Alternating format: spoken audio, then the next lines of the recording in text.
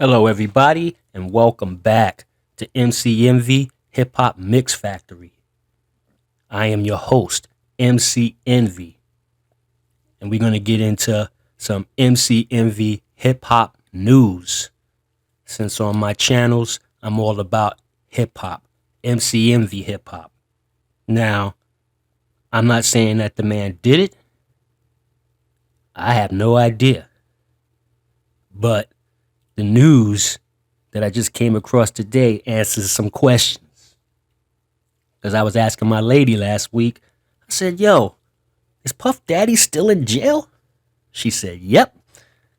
I said, damn, ain't he like a billionaire? How's he still in jail with no bail? That's because he must have did something bad. Well, don't let me hold you up. Welcome to the channel if this is your first time at MCNV Hip Hop Mix Factory, which is a spinoff of my other channel, MCNV Hip Hop Explosion. But you came for the news, so let's get into it. Good morning, everyone. My name is Damian Williams, and I'm the U.S. Attorney here in the Southern District of New York. Today I'm announcing the unsealing of a 3-count indictment, charging Sean Combs with racketeering conspiracy, sex trafficking, interstate transportation for prostitution. The indictment alleges that between at least 2008 and the present, Combs abused, threatened, and coerced victims to fulfill his sexual desires, protect his reputation, and conceal his conduct. As alleged in the indictment, to carry out this conduct, Sean Combs led and participated in a racketeering conspiracy that used the business empire he controlled to carry out criminal activity, including sex trafficking, forced labor, kidnapping, arson, bribery, and the obstruction of justice. Let me say a little bit more about the charges. The indictment alleges that Combs abused and exploited women and other people for years, and in a variety of ways. As alleged, Combs used force, threats of force, and coercion to cause victims to engage in extended sexual performances with male commercial sex workers, some of whom he transported or caused to be transported over state lines. Combs allegedly planned and controlled the sex performances, which he called freak-offs, and he often electronically recorded them. The freak-offs sometimes lasted days at a time, involved multiple commercial sex workers, and often involved a variety of narcotics, such as ketamine, ecstasy, and GHB, which Combs distributed to the victims to keep them obedient and compliant. As alleged, when Combs didn't get his way, he was violent, and he subjected victims to physical, emotional, and verbal abuse so that they would participate in the freak-offs, and that Combs hit, kicked, threw objects at, and dragged victims, at times by their hair. On one occasion in March of 2016, that conduct was captured on video and later reported in the media. Specifically, Combs kicked, dragged, and threw a vase at a victim in a Los Angeles hotel when the victim was attempting to flee. As alleged, these assaults often resulted in injuries to the victims, which took days or weeks to heal.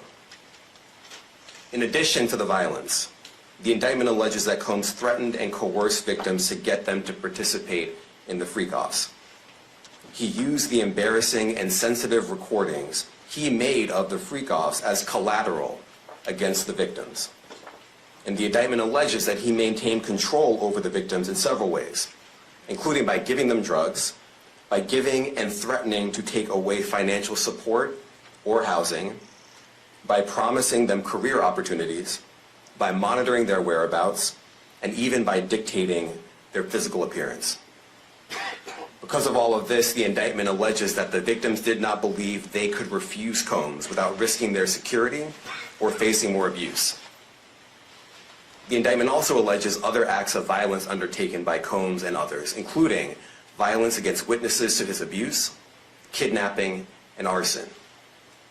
The indictment alleges that on more than one occasion, Combs carried or brandished firearms to intimidate and threaten victims and witnesses. Now, Combs did not do this all on his own. As I mentioned, Combs has been charged with RICO conspiracy. He used his business and employees of that business and other close associates to get his way. Those individuals allegedly included high-ranking supervisors in the business, personal assistants, security staff, and household staff. The indictment alleges that those individuals facilitated the freak-offs. They booked the hotel rooms and stocked them with the supplies, including drugs, baby oil, personal lubricant, extra linens, and lighting. When the hotel rooms got damaged, they helped clean it up.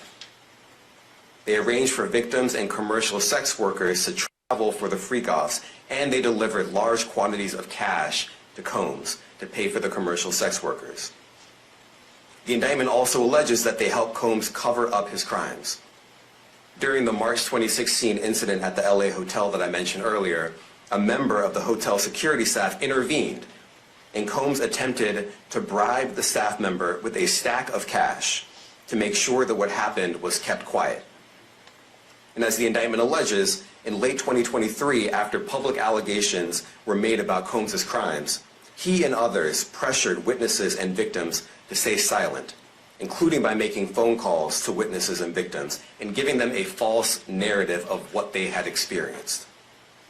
And as alleged, Combs used others to help conceal his abuse by monitoring and preventing victims from leaving a location in order to hide their injuries, or by locating and contacting a victim who had attempted to flee.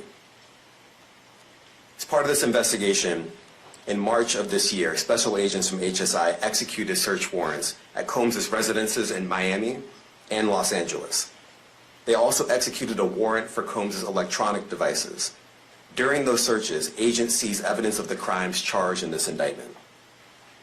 They seized firearms and ammunition, including 3 defaced AR-15s and a large capacity drum magazine. They also seized evidence of the freak-offs, electronic devices that contain images and videos of the freak-offs with multiple victims. And they seized cases and cases of the kinds of personal lubricant and baby oil that Combs' staff allegedly used to stock hotel rooms for the freak-offs, more than 1,000 bottles altogether.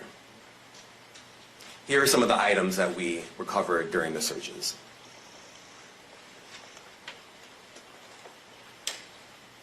As you can see here, this is a drum magazine, large capacity, and it contains, I believe, 59 rounds.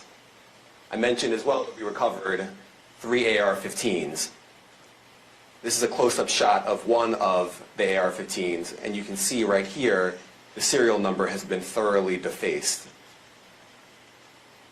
Another picture of more ammunition and parts of 2 AR-15s right there. Now, I want to be clear about 2 things.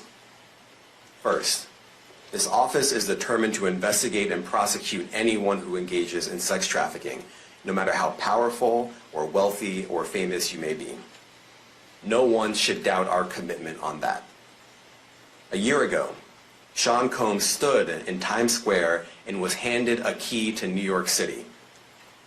Today, he's been indicted and will face justice in the Southern District of New York. Second, we are not done. This investigation is ongoing, and I encourage anyone with information about this case to come forward and to do it quickly.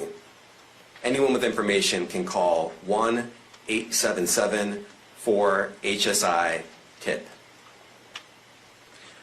I want to express my deep appreciation for the victims and witnesses who have used their voices and helped bring this criminal conduct to light.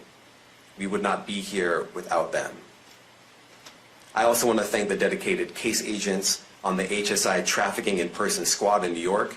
They have been with us since day one and have worked tirelessly on this investigation. They will continue to be invaluable partners to us. I also want to thank the incredible agents and analysts from SCNY who have also provided tremendous assistance on this case. I'm deeply grateful for their continued work. And finally, I want to thank the outstanding career prosecutors from SCNY who are handling this case. Meredith Foster, Emily Johnson, Chrissy Slavic, Madison Smeisler, and Mitzi Steiner, and their supervisors, Jamie Backleiter and Jacqueline Kelly. They are members of the Civil Rights Unit in our criminal division. We created the Civil Rights Unit when I became U.S. Attorney. I'm deeply proud of their work on this and so many other cases. I'll now take some questions. Eric Katursky, ABC. Thanks, Damien, thanks. The indictment describes aggressive, open, violent, hedonistic abuse that you say was recurrent and widely known. Why did it take law enforcement so long to intervene? How many women were victimized by Sean Combs, and how many others were involved? Look, our investigation is ongoing. We are committed to bringing justice to everyone who's been victimized by the defendant. I can't tell you why it took so long. I think the better focus is on the fact that we are here today. And we are committed to making sure that justice is done. Next question. Thank you. Julia Ainsley, NBC. Thank you for doing this. You said we are not done and that Combs did not do this alone. Do you foresee that there could be other charges related to this case? I'm not taking anything off the table. Janet Fisher, Newsday. What's the difference between the sex trafficking and promoting travel for the purpose of prostitution? Well, there are different crimes with different elements. I don't think we should get into the nitty-gritty of the legal discussion right now, but the sex trafficking, we believe, they're all serious offenses, but the sex trafficking conduct carries some significant penalties, and we are gratified that we were able to bring that charge. Is one more coercive than the other? I'm not going to be able to get into that, but you can look it up, and yes, sex trafficking, especially when it involves coercion or force, is a very serious crime, and it carries significant penalties. Good afternoon, Darla Miles, ABC 7 New York. Thank you for this press conference and for the details. Two questions. In context of this indictment and the information that was presented to the grand jury, are you able to clarify the number of victims? It's mentioned plural in the indictment, but can you specify the number of victims just for this particular indictment? And secondly, can you provide details about the alleged arson? Unfortunately, I'm not able to provide either. The number of victims, you are correct.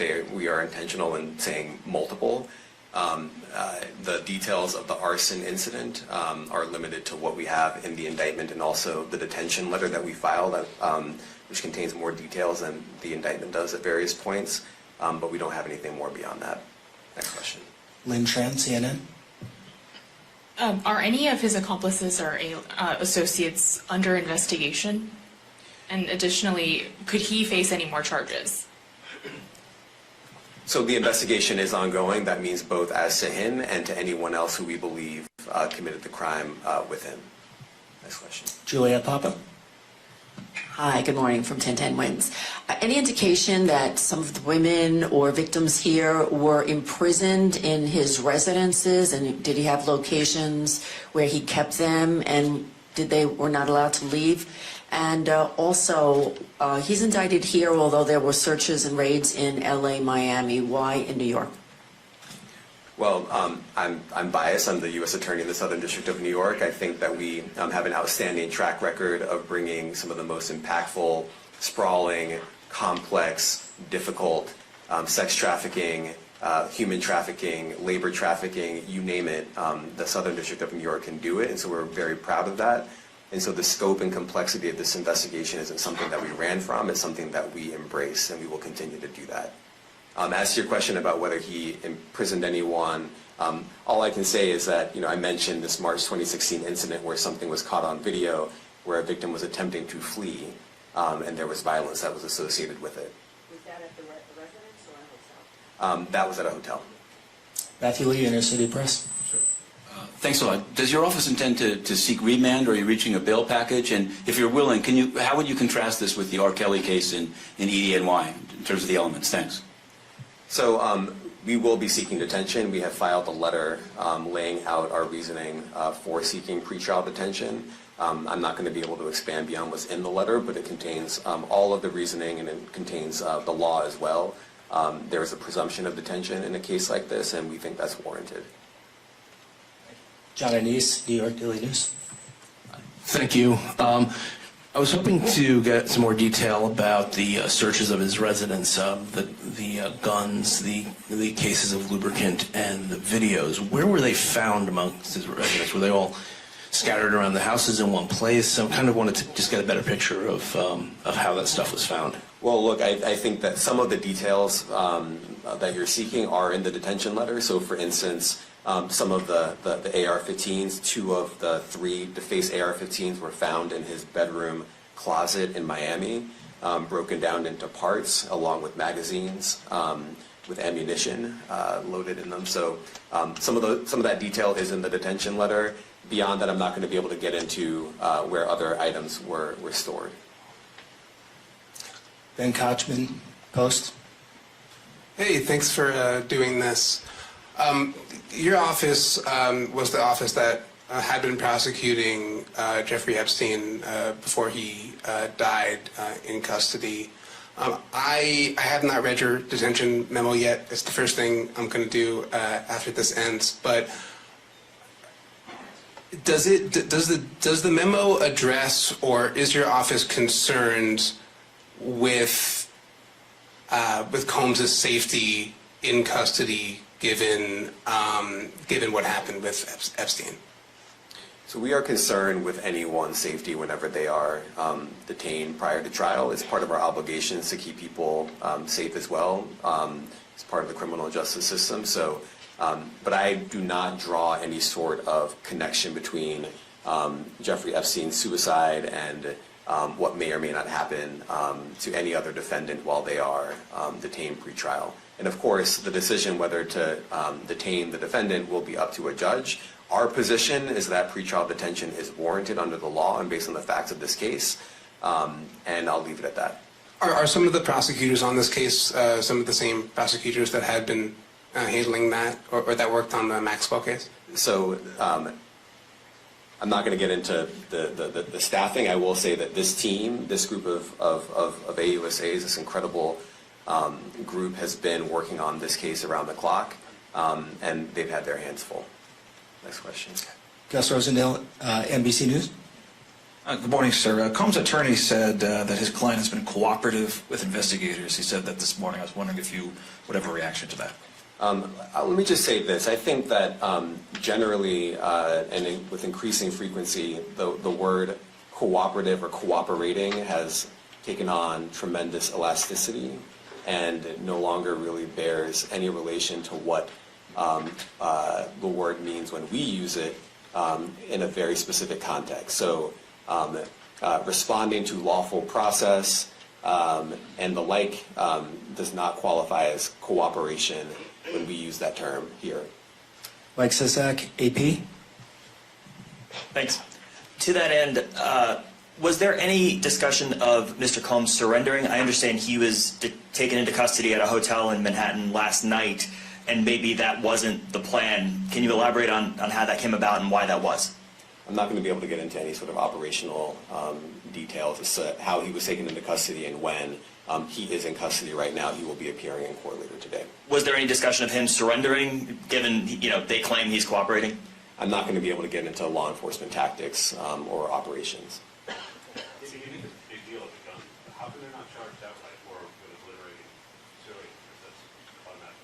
Well, I can't get into the charging decision. It is very meaningful to us that weapons were possessed, as we allege in the indictment. Part of the reason why this conduct was so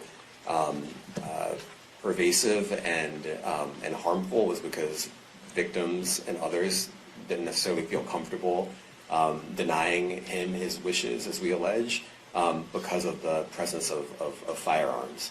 I should leave it there. Thanks. Last question, Jacob Shamison. Jacob Shamsian, Business Insider. Thank you. Given that he's the sole defendant in this case and that you allege he's part of a conspiracy that involves members of his companies, do you anticipate a superseding indictment that bring allegations against other members of his companies or other co-conspirators as well? Again, I can't take anything off the table. Anything is possible. Our investigation is very active and ongoing. And I think a lot of you who cover this office know that when we say such things, that developments are certainly foreseeable, but I cannot predict them sitting here today. All right, thank you, everyone. Thank you. What part of his business empire is exposed?